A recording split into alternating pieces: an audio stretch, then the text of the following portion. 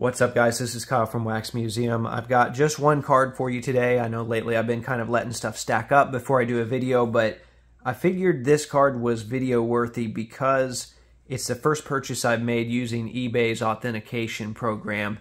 And I'll talk more about the authentication program on the actual podcast coming up soon, but you know, I haven't really purchased anything that falls under this program in the past because, number one, you know, it used to be a pretty high dollar threshold, and then number two, it used to be not relics at all. Well, now they've kind of lowered that threshold, and then they're also including certain relic cards.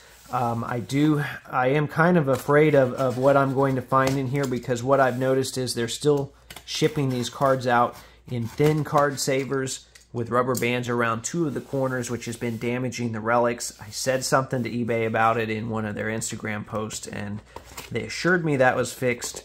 I hope so. I hope they were right, but from what I've seen, you know, that's not been the case at all. So anyway, here's the, I do like the packaging. I mean, pretty secure. You've got even a piece of, you know, pretty thick cardboard or corrugated, whatever you want to call that, on the bottom. And then we've got the eBay holder here. Now you can see with the relic card, you know, it's a thicker card, so it just doesn't look like it's built for that. And I hate to say that, but it just doesn't look like it's built for that. So this is magnetic right here, so nice packaging. Your collection is now upgraded. Collect, trade, repeat. And I'll talk about the actual card here in a moment. Yeah, I do not like that packaging.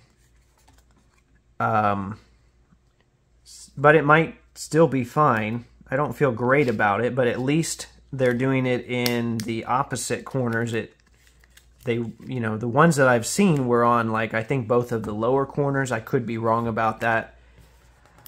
And this is, you know, they put a QR code on this, and it said, you know, void if damaged, aftermarket signatures and embedded relics are not authenticated. So they also sent me an email about that to assure me of that.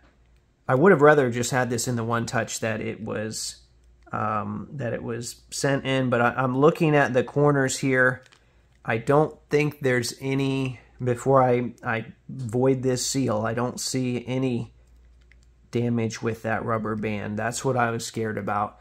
So let's go ahead and crack this thing open, and then I can talk about the actual card. All right, I'm voiding this. Oh, all right.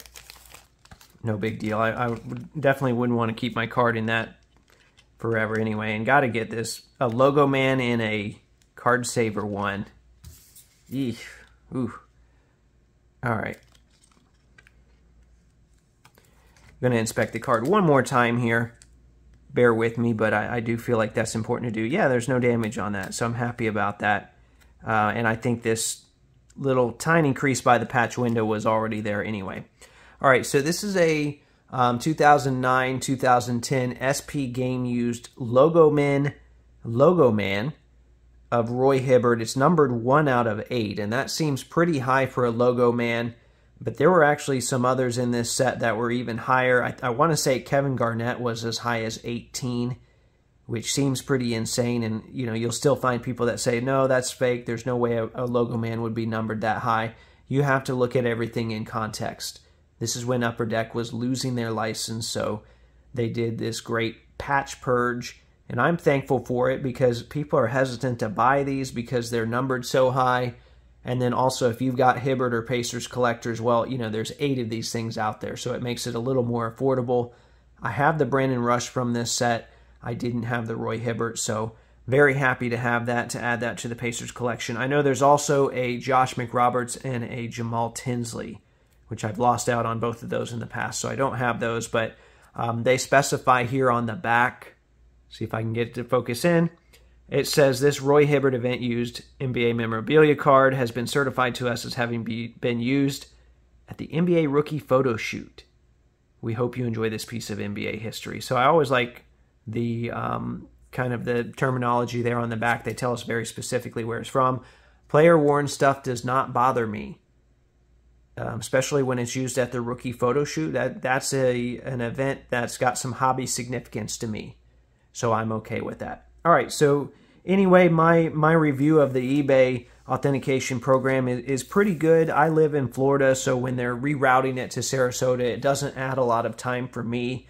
Other people have told me that, in most cases it didn't add a lot of time. I know some people have seen some delays. The graded cards, I think, go out to California, but the other stuff comes here to Florida at CSG. So there you have it. That's my review on the program, and also a look at some of my recent mail. Very happy to add another pre-Panini Pacers Logoman.